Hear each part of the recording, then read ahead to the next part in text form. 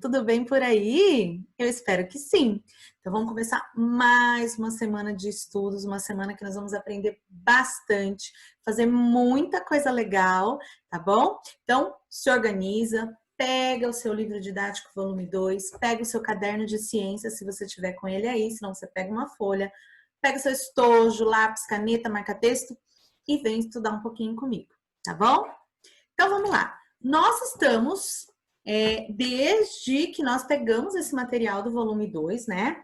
A gente tem conversado sobre esse bem tão precioso que é a água, não é verdade?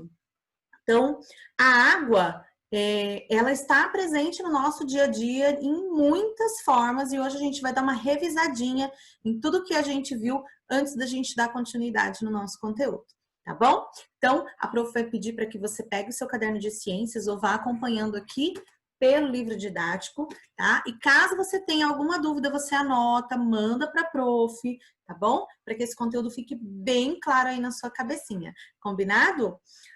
Nós vimos que, embora a gente more aqui no planeta Água, né? O planeta Terra é chamado de planeta Água porque a gente tem a maior porcentagem de água do que de continente, né? Embora nós sejamos chamados de planeta Água, nós temos disponibilizados para o nosso consumo apenas 3% de toda essa água que existe no mundo, né? Então, a gente até falou na nossa aula que se a gente pudesse colocar toda a água do planeta em uma garrafa de 2 litros, o que nós poderíamos consumir caberia em uma gota de um conta-gota. Então, é uma porcentagem muito pequena é a água que a gente tem disponibilidade para usar aí no nosso dia a dia, para beber, para fazer todas as atividades e ainda as atividades industriais, as atividades agrícolas, pecuárias, né?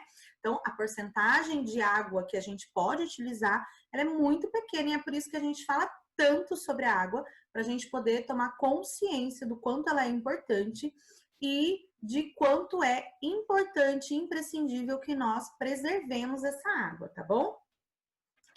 A gente conheceu também alguns seres que dependem da água para viver, né? Diferente de nós que usamos a água, esses seres eles dependem da água, é o ambiente que eles vivem, o habitat deles é a água. São os seres que a gente chama de aquáticos, né? E a gente viu que eles têm adaptações muito legais para poder viver dentro da água, não é verdade? Nós vimos ainda que essa nossa queridinha, a água, ela tem características bem específicas, né? A gente viu que ela não tem cor, ela não tem cheiro, ela não tem gosto, né? Incolor, insípida, inodora. A gente viu também que ela pode ser apresentada em 3 estados físicos: sólido, líquido, gasoso, né? A gente viu que ela é um solvente universal, ou seja, muitos materiais são dissolvidos na água. A gente até fez algumas experiências, né, sobre solubilidade da água, misturando algumas substâncias para ver o que era solúvel em água e o que não era solúvel em água. Nós conhecemos depois os caminhos da água, então, como que essa água vem parar aqui na torneira da minha casa, aí na torneira da sua casa, né? A gente viu isso no material, a gente viu que ela passa por um processo bem longo, bem demorado, né? Até chegar nas nossas torneiras e a gente poder utilizar essa água. E a gente viu que a água não é utilizada só nas nossas casas, né? A água é utilizada nos processos industriais, então dentro das indústrias se usa muita água. A gente viu também que ela é usada nas lavouras, na pecuária para criação de animais. Então, a água ela não é importante apenas para o ser humano, ela é para todo ser vivo e para todas as atividades que envolvem o nosso dia a dia. Foi muito aprendizado, não foi mesmo? Muito conteúdo, muita coisa legal, a gente descobriu muitas curiosidades sobre a água, sobre a importância da água para nós. E hoje nós vamos ver alguns vídeos, tá? Que vão ilustrar isso, que vão trazer em forma de imagem todo esse conteúdo que a gente trabalhou. Tá? Então, eu vou pedir para que você aí na sua casa preste bastante atenção nos vídeos. Se precisar pausar, voltar, caso você não tenha entendido, pode fazer isso. Anota se tiver alguma dúvida, alguma curiosidade, para poder mandar para a prof. Tá bom? Nós vamos começar com um vídeo falando sobre o caminho da água. Tá? Então, nesse vídeo, a gente vai conhecer como que essa água é catalisada nessas fontes e trazida para dentro das nossas casas, tá bom? Então, vamos lá, a prof vai compartilhar.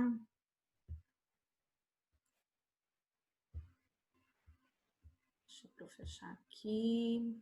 Isso, o caminho da água, tá bom? Então, presta bastante atenção aí.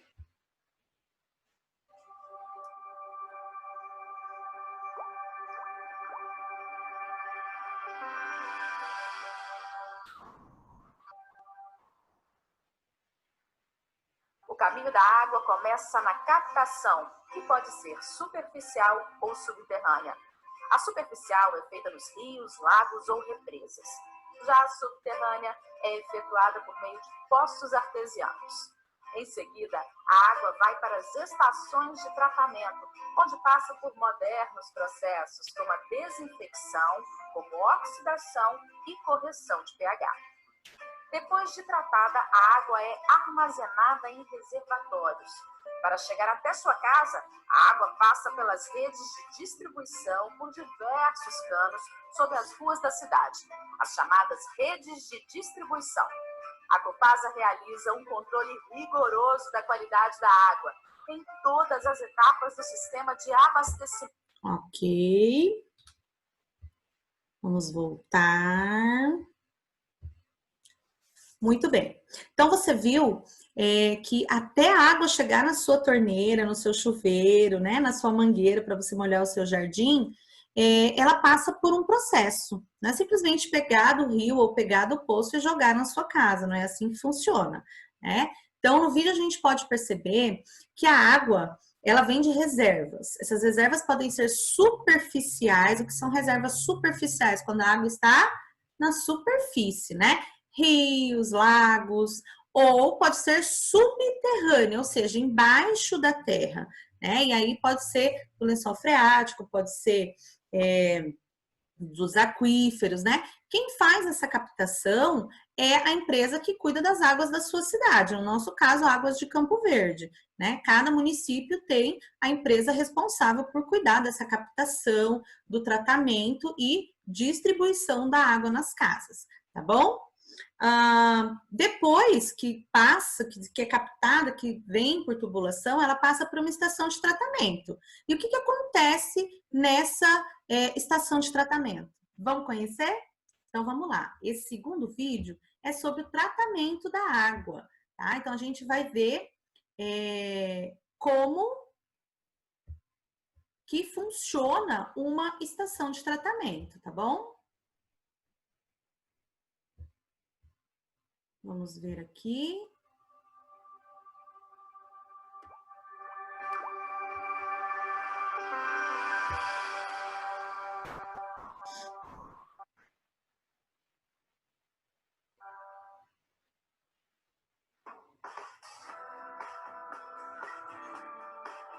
O tratamento da água começa com a oxidação, que é o processo de injeção de um agente oxidante na água, como cloro, para tornar insolúveis os metais presentes. O segundo passo é a coagulação, que através da adição de coagulantes promove a desestabilização das partículas de sujeira. Para otimizar o processo de coagulação, adiciona-se a cal, que mantém o pH da água no nível adequado. Depois disso, a água passa pelo processo de floculação, formando flocos mais consistentes, pesados e de maior tamanho. Já na decantação, os flocos formados no processo anterior separam-se da água indo para o fundo dos decantadores. Em seguida, a água passa pela filtração, quando são retiradas as impurezas que não sedimentaram. Depois da filtração, é feita ainda a desinfecção. Nesta etapa, a água recebe um agente desinfetante para eliminar os germes nocivos à saúde. Além disso, é feita a correção de pH, que é a adição de mais cal para proteger as redes de distribuição e das casas contra corrosão e incrustações. Por fim, em atendimento à portaria do Ministério da Saúde, é realizada a fluoretação da água através da adição de compostos químicos à base de flúor, com o objetivo de reduzir a incidência de cáries dentárias. A Copasa mantém um controle rigoroso da qualidade. Muito bem, gostaram do vídeo? Bem legal, né? Então, aqui no vídeo, se você precisar voltar, volta, não tem problema, tá bom? Aqui no vídeo a gente viu que a água, antes de chegar na nossa torneira, ela passa por processos químicos, né? Então, numa estação de tratamento, existem vários locais por onde essa água vai passar, e em cada local ela vai receber um tratamento diferente, ok? O primeiro passo do processo de tratamento da água é a oxidação, né? A oxidação é o tratamento, o primeiro tratamento, onde é adicionado cloro nessa água, tá? Para quê? Para que os metais, né, eles se tornem insolúveis. Como assim? Tem metal na água? Sim, pode ter algum metal, dependendo de qual é a fonte da onde é retirada essa água para ir para a estação de tratamento, pode ter metais dissolvidos ali na água, então adiciona o cloro faz uma reação química que faz com que esses metais eles não se dissolvam mais, eles se tornam insolúveis, ok? Para que eles possam ser retirados da água antes de chegar na nossa casa. Saindo aí da oxidação, a água passa pelo processo de coagulação. No processo de coagulação, as empresas adicionam uma substância coagulante, geralmente a cal, né? E ela faz o quê? Ela faz com que a sujeira seja coagulada, ou seja, se torne sólida, ok? E aí vem a terceira fase, que é a fase da flocação.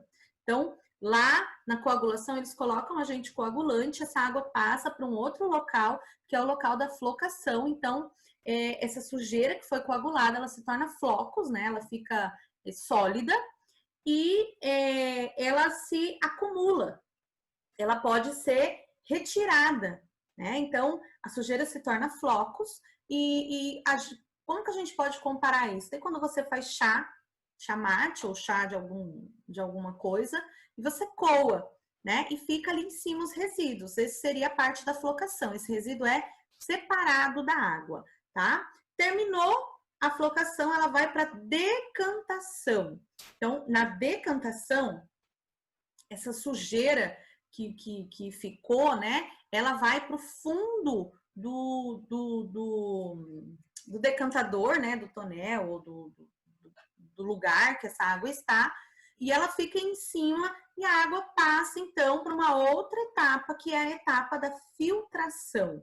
Então, no processo de filtração, são vários filtros que vão tirar ali todo o resíduo que ainda possa ter ficado mesmo depois de todos esses processos, tá? Depois de passar por todos esses filtros, a água, então, já sem resíduo, vai para desinfecção. Nessa etapa, são colocadas substâncias que vão desinfetar essa água, tá? Além de outras substâncias para corrigir o pH, né? Para que a água chegue na nossa casa de uma maneira que a gente possa utilizar sem comprometer a nossa saúde. Por último, tá? Por último, ela passa por um processo de fluoretação. O que é isso? É adicionar flúor na água. Flúor você já conhece, né? Quando você compra um creme dental, tá lá, contém flúor. Quando você vai no dentista, né? Ele aplica o flúor. O que é o flúor? É uma substância que conserva, né, a saúde bucal das pessoas e evita cárie. Então, o Ministério da Saúde, ele obriga as empresas de água a adicionar flúor. Então, a água que sai da sua torneira, ela passou por todos esses processos e ainda contém flúor para ajudar na sua higiene, ok? Gostou de ver o vídeo? Volta lá, assiste de novo, marca o que você mais gostou ou qualquer dúvida, tá bom? Mas não é só para uso doméstico, uso na agricultura, nas lavouras e na indústria que a água é utilizada, né? A água também está aí no seu carregador de celular, na sua TV, no seu chuveiro quente. Como assim, prof? Tá louca? Não, porque a nossa energia é uma energia elétrica, é uma energia que vem das usinas hidrelétricas. E você sabe como funciona uma usina hidrelétrica? Esse é o último vídeo que nós vamos assistir na aula de hoje. Vamos ver aqui. Só um pouquinho. Opa! Pera, prof, apertou no lugar errado. Prof. Ai, cadê? Aqui. Então, vamos lá. Como funciona uma usina hidrelétrica? Vamos ver. Elétrica. O Zeca adora videogame e é o campeão entre os amigos. O pai do Zeca é escritor e trabalha em casa usando o laptop. A mãe do Zeca fica preocupada e sempre prepara um cafezinho para ele. Agora, você tem ideia que o videogame do Zeca, o laptop do pai do Zeca e a cafeteira da mãe do Zeca têm em comum? A energia elétrica. De onde ela vem? Pode-se conseguir energia elétrica de várias formas. Queima de petróleo, carvão ou gás, fissão nuclear. Até o movimento das águas de um rio é capaz de gerar eletricidade. É isso que faz uma usina hidrelétrica. A energia produzida em uma hidrelétrica é uma das mais limpas e seguras que existem. A emissão de poluentes é muito baixa, ao contrário do que acontece em usinas a óleo e carvão. Isso porque a matéria-prima utilizada para produzir energia é água, um combustível praticamente inesgotável. O processo não é assim tão difícil de entender. Olha só, depois de um estudo cuidadoso para não prejudicar o meio ambiente, a água do rio é represada por barragens. Elas controlam o nível da represa. Se chover muito, as comportas se abrem e dão vazão ao excesso de água. A água represada entra com grande pressão em um aqueduto e segue em direção às turbinas, que são as responsáveis pela geração de energia. A turbina é formada por pás. A água passa e gira essas pás, que presas em um eixo, aciona o gerador da usina, transformando energia mecânica em energia elétrica. O transformador aumenta a tensão da energia, permitindo que ela viaje pelos fios e chegue até as casas, prédios, escolas, lojas e até o videogame do Zeca, o laptop e a cafeteira dos pais dele. Mas você deve estar se perguntando, o que aconteceu com toda aquela água que moveu as pás das turbinas? A resposta é nada. 100% dela é devolvida ao rio com a mesma qualidade de antes e pode ser usada para consumo humano, processos industriais e até para abastecer outra usina hidrelétrica instalada mais à frente no curso do mesmo rio. O avô do Zeca, por exemplo, tinha um sítio bem pertinho de uma usina hidrelétrica. E o Zeca nem imagina que a água que gera energia para o videogame funcionar é a mesma água que irriga a horta do avô dele. A Eletrobras está de olho em tudo isso e trabalha para impulsionar o... Muito bem, gostou? Você já sabia como funcionava uma usina hidrelétrica? Você já foi em uma usina? Já viu? Já passou por lá? Conta pra prof, tá bom? E aí, qual dos vídeos você mais gostou? O que você mais gostou de ver na aula de hoje? Anota, manda pra prof, tá bom? Ficou com dúvida? Volta, assiste de novo, não tem problema. Vamos para nossa tarefa? Claro que ia ter tarefa, né, gente? Então, vamos lá. Nós vamos pegar a nossa tarefinha, olha só. Tarefinha de ciências. Resumir por meio de desenho e texto. Então, no seu caderno de ciências, tá bom? Você vai fazer por meio de texto e desenho um resumo. O que é um resumo? Colocar as partes mais importantes, o que você entendeu. É falar do conteúdo com as suas palavras e, claro, depois que escrever o texto, fazer, ou durante o texto, né? Depende de como você vai fazer as ilustrações, os desenhos. Então, você vai escolher 2 dos conteúdos que nós trabalhamos até agora, tá bom? A água e os seres vivos, a vida dentro da água, água doce, água salobra e água salgada, características da água, ciclo da água e mudanças de estado físico ou a água em nosso dia a dia. Onde você vai produzir esse resumo? No seu caderno de ciências, tá? Então, hoje é o dia para vocês irem lá na escola buscar os cadernos. A prof separou todos os cadernos de vocês, tá bom? Mas se você não está com seu caderno ainda, às vezes o papai e a mamãe não pôde buscar ainda, não tem problema. Você faz no caderno que você tiver ou numa folha que você tiver disponível, depois você cola no seu caderno. Não tem problema nenhum, tá bom? Prof, para quando é essa tarefa? Então, Terminou, escreveu o resumo, manda foto para a prof, tá bom? A prof precisa que vocês façam essas atividades, fotografem, mandem no WhatsApp particular para a prof, tá bom? Para a prof poder atribuir a nota, né? Para a prof poder avaliar, tá bom? Ó, beijo, obrigada por estar comigo na aula de hoje e até amanhã.